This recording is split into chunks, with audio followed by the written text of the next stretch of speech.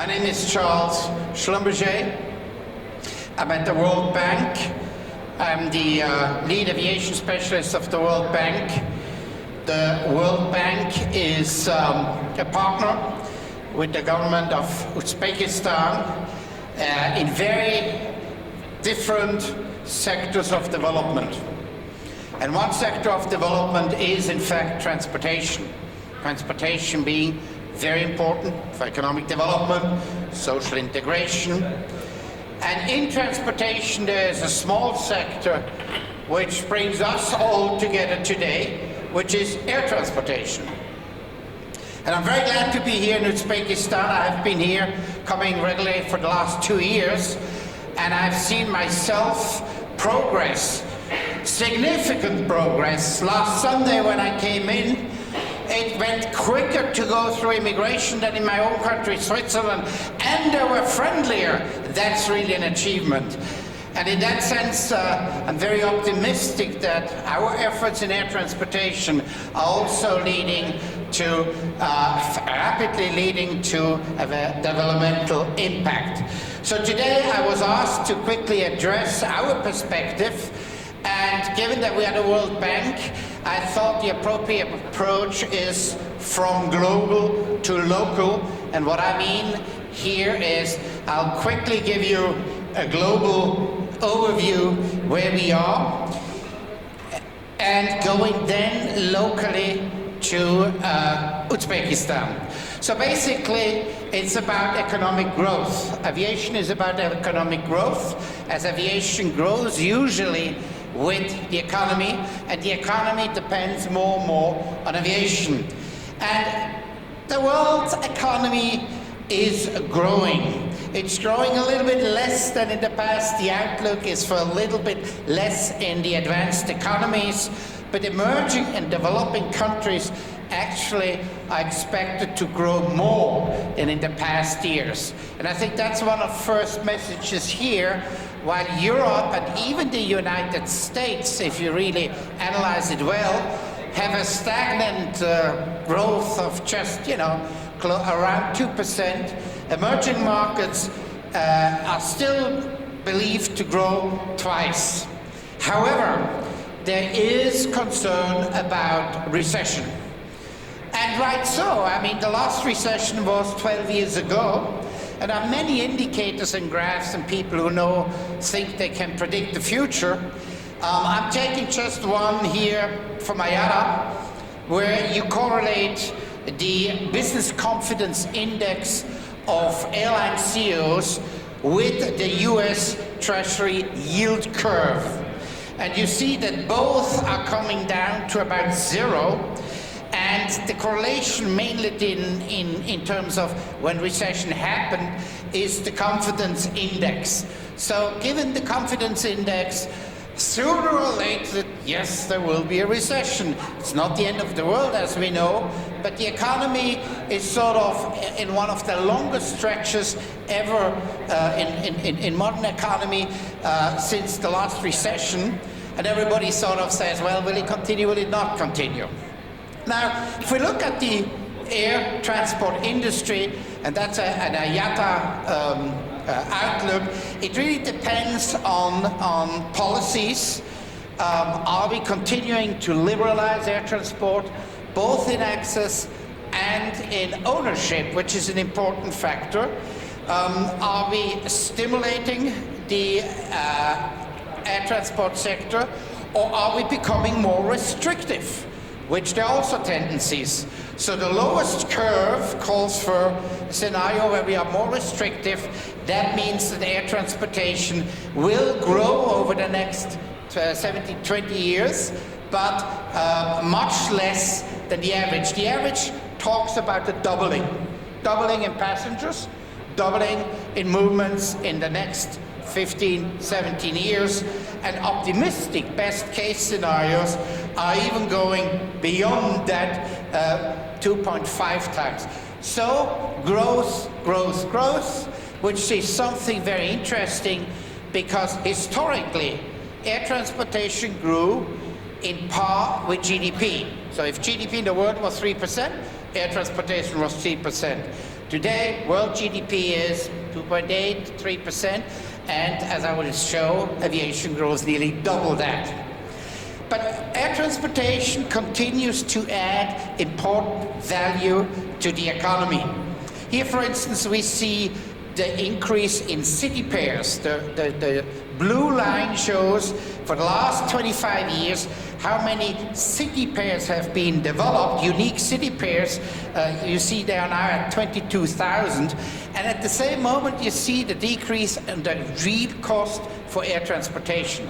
So air transportation gets cheaper, and we link more and more cities together.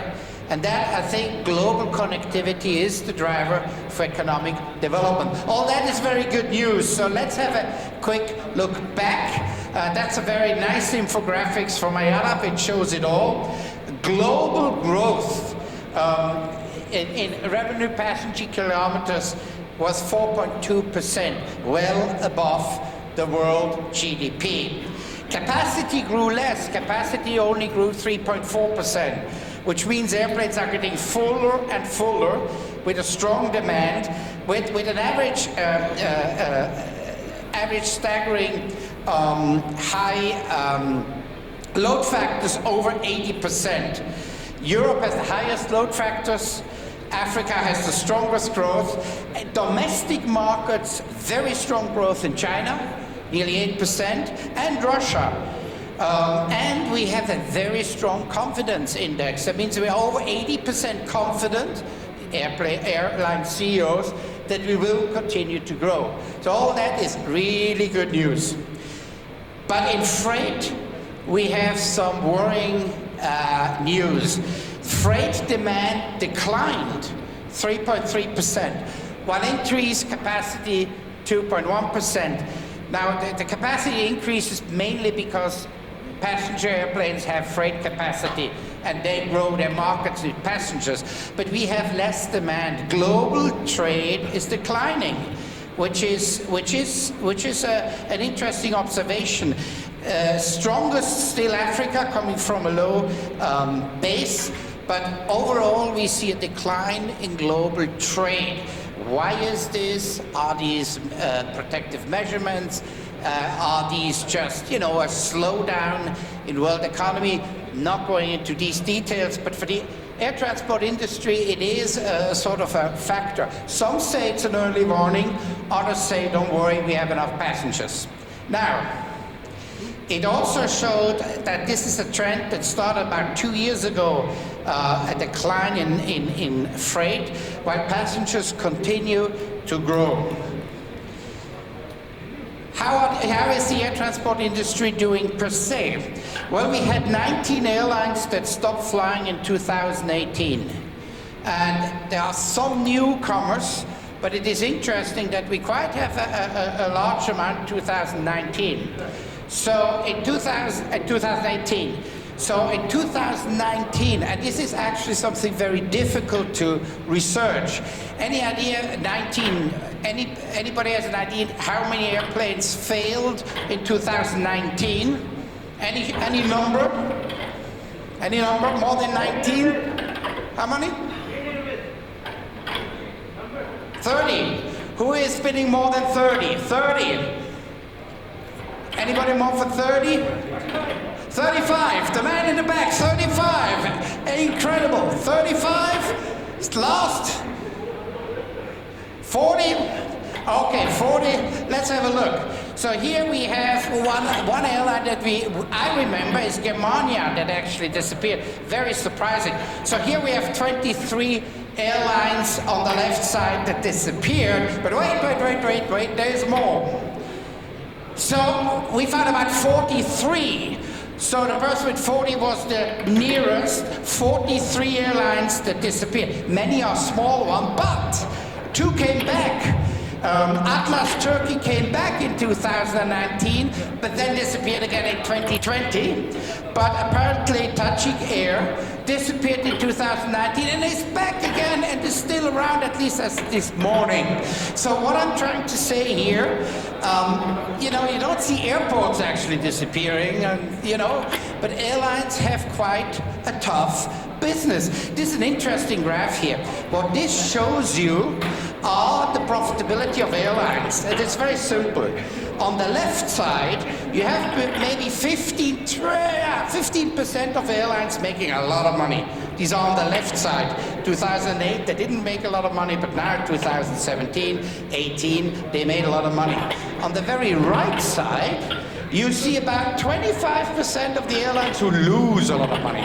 A little bit less, the green line in 2017 and 18. But the large bulk makes no money, according to that chart. So basically, 80% of airlines here on this chart in the last years didn't really make quite some money. It was at best a break even. And that is something concerning. Who actually makes money in the industry? And if you look at that, the biggest business to be in still, it has declined, are global distribution systems, the one that sells you the tickets. Aircraft manufacturers make good money. Catering, forwarders, ground handling, repair and maintenance organization, air navigation service providers, and now we come to the two lowest categories. Airports. Actually, worldwide, only 67% of all airports actually are profitable, are losing money. 67% of all airports are losing money. Only 1/3 are actually profitable. And airlines are the lowest in the food chain. They have actually improved tremendously their profitability over the last years, but still it's a very, very tight margin business. What are the risks that we are facing the industry globally? The first one is probably financial stability. Will the world stay financially stable? That's the Dow Jones in the last 10 years. The Dow Jones reflects the value of the 26 best stocks in the US stock market. This value went basically from 10,000 to nearly 30,000, 3 times. But what is more important, what I call the body measurement index of the stock market, is actually called the price earnings. What is the stock cost to the earnings of the company? And the world average was 15. 15 was the world average of price earnings. Today, the Dow Jones is at 31.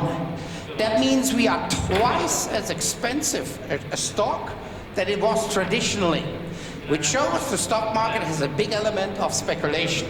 So the stock market is something that is maybe a risk factor for the industry. Another thing, we always talk about debt. That's the world debt, public debt. And you see, of course, the biggest debt in the United States with 108 or 104% to GDP, but has 25% of world GDP and 31% of the debt. But there are other countries that have huge debt. If you take public, private, and corporate debt together, we're about at 3.5 times world GDP. About 200 trillion debt to 65 trillion world GDP. Again, that's a question. Is that sustainable? Is it not? I'm not an economist, but these are sort of questions to ask. Another risk is oil production. Oil is cheap because it was cheap the last 2, 3, 4 years. But remember 10 years ago when the oil price was $148 in May 2008? Oil came down tremendously, and here's the jet fuel and oil price correlation. Oil is very cheap today. Will it always stay like this? Well, oil production is a problem, isn't it? This is a picture of the global oil production. And what you can see is, you can see just the top reddish, Bordeaux reddish line, actually that expanded. All the other ones have actually a trend downwards. All the other countries, except the United States, which is on top, slowly decrease oil production. I'm not talking about reserves, I'm not an oil engineer, I'm just looking, if I would look at the panel on an aircraft, well, everything is going down except one thing is going up, that's the United States. Why? Because the United States doubled oil production in the last 10 years from 5 to over 10 million barrels daily. How did they do it? The United States did that with shale oil. Shale oil, which is quite an old way of doing oil, has become the biggest producer of oil in the United States and today accounts to nearly 10% of world oil production. This is good news, But as a banker, I'm still puzzled that oil production has a negative cash flow of $200 billion in 9 years. So on the left side, the positive cash flow, the minority of shale oil production has a positive cash flow, the majority a negative. Overall, it costs still a lot of money. They promise to increase and improve production and technology, but that's a risk factor, because if one day that stops, then we have an oil problem again. If it continues, excellent solution. Now we talk about the pandemic, and again, we are not the World Health Organization, but I'm just stating some facts about what we are looking at. And we remember some 15, 20 years ago, the SARS outbreak was a big issue. Now we have this new coronavirus. I think in the coronavirus, the most important to realize is that we do not understand it. The World Health Organization said it is too early to really have a pattern. As of this morning, there are 1,921 deaths. There are about 70,000 people infected. The normal flu kills 650,000 a year. It is no big deal, but it is a very contagious illness. Now, what does it mean for the aviation sector? And we don't know. It can be over in a month, or it can be China's situation in 2 months. We have no idea, and we can't really predict it. There's good news, there's decline actually in China of new cases, but there's also bad news that actually would stipulate that the virus can survive 8 days on the surface, that infection is very high. But then there's good news again that 80% people never have a symptom, and the case fatality rate is below 1, still higher than the flu. It's very hard to grab. But for us in the air transport sector, what does it mean for us? Well, here we have a chart of the world as 5 days ago, with it concentrated in China, and the outbreaks outside are still very, very modest. So for the moment, it affects mainly and only air traffic to China. And that's the traffic, the impact it has on passenger traffic, domestic and international, in China. In one word, it's a 40% decline. And that's a very significant decline.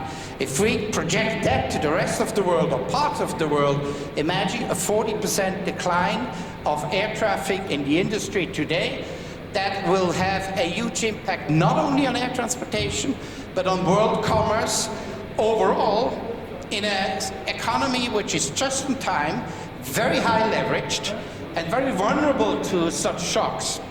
So if we look here at the current impact, regional decline and demand effects and the wide range of carriers, in Asia Pacific, 42% of the revenues of Asia Pacific operations are affected in China, of the China decline.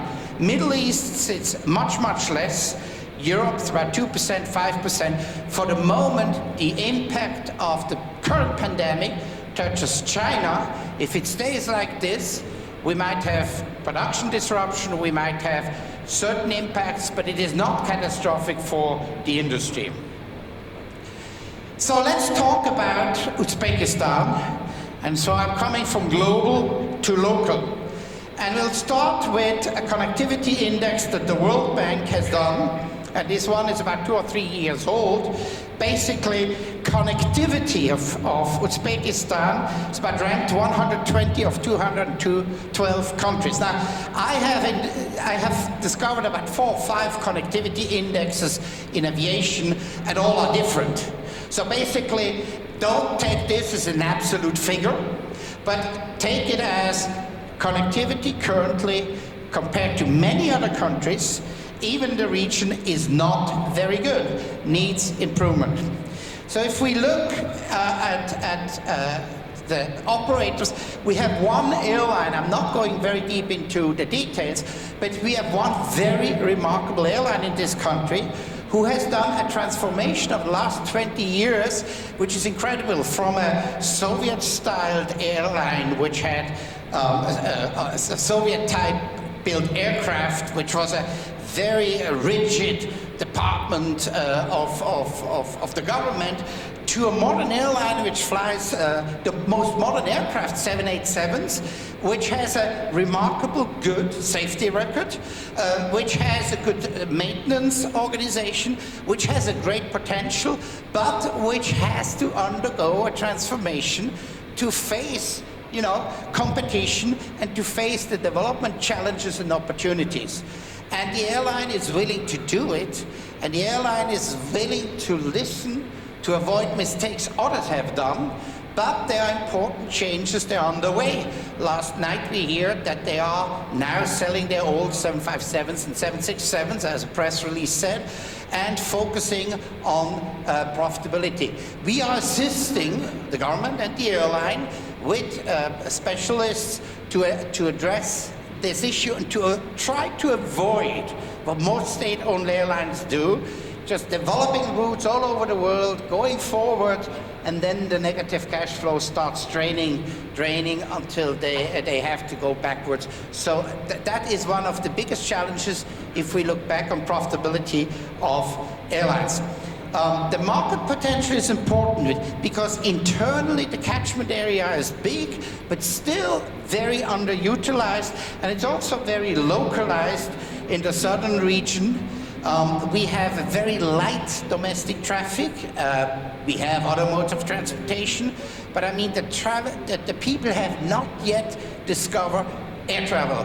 Many of the growth globally are people that travel for the first time on low-cost carriers because they are discovering air travel. That does not yet seem the case here on an international scale.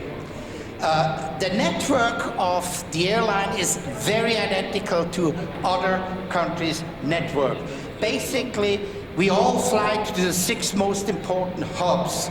We compete with each other, but everybody replicates the same, and not everybody actually is very profitable doing that. So a differentiation on the network and an analysis how, you know, maybe cooperate with some of the regional airlines is something that needs to be taken into consideration. Let's talk quickly about the airports. We have a very nice airport that has developed, that has, enhanced, but that has some old parts and some new parts that, you know, every time I arrive, it's a little bit different, it's a little bit better, but it's still not, you know, like other airports are. Well, is it really hindering? Is it really blocking development? I would say no. I would say no. I never met a passenger who said, no, I'll pay more to fly there because the airport is nice. But still, it has potential and necessity for development. However, if we look at the airports in the country, there's only one airport that really has significant traffic. These are 18 figures, but Tashkent Airport is a little bit below 4 million passengers. All the other ones are very small airport compared to international standards. And then we have these ideas of, well, let's make a concession with the, smallest airport, 62,000 passengers, and we need to have a reality check. The airport network is very important. But again, 67% of world airports don't make money, and many are just public infrastructure. Some are making money, and there are various forms of addressing that. We hear often the word PPP, and when we hear PPP, this is a wonder solution where we do a concession, and here they come and bring billions and take all the airports, and everybody is happy. The reality is different. The reality is that below 1 million passengers, I have never seen a concession. However, a PPP is not a PPP. There are several forms.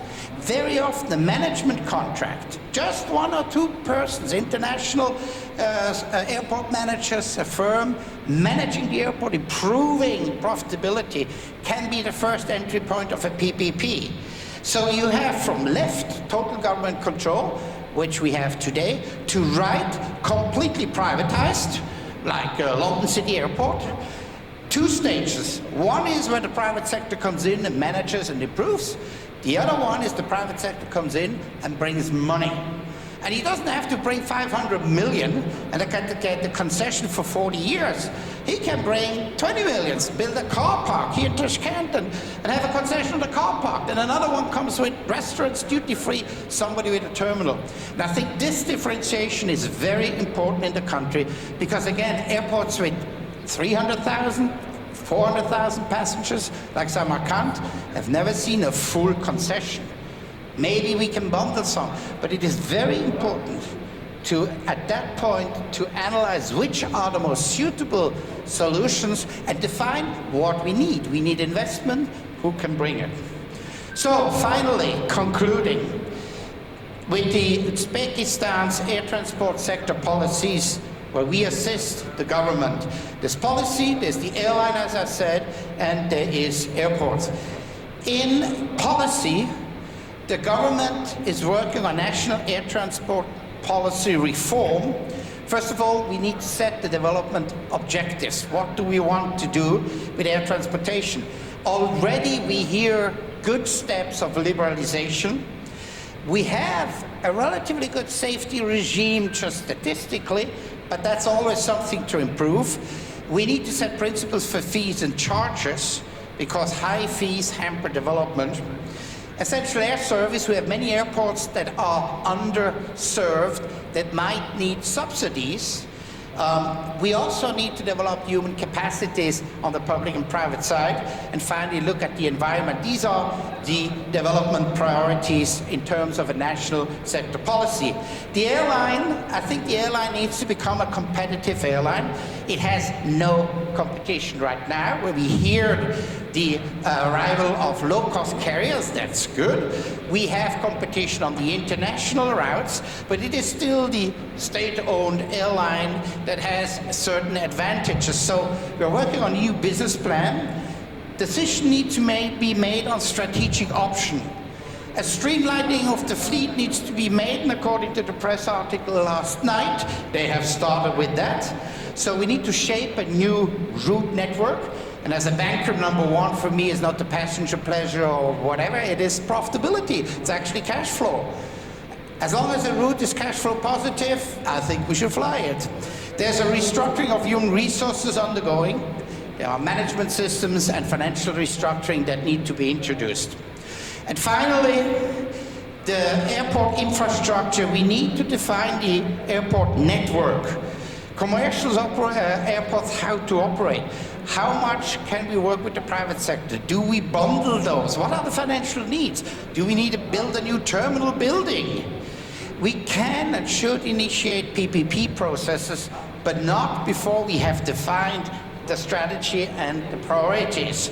There are top PPP advisors available, and we need to define the strategy, as I said, for the airports. We need to modernize and manage secondary airports, but we need to remain realistic.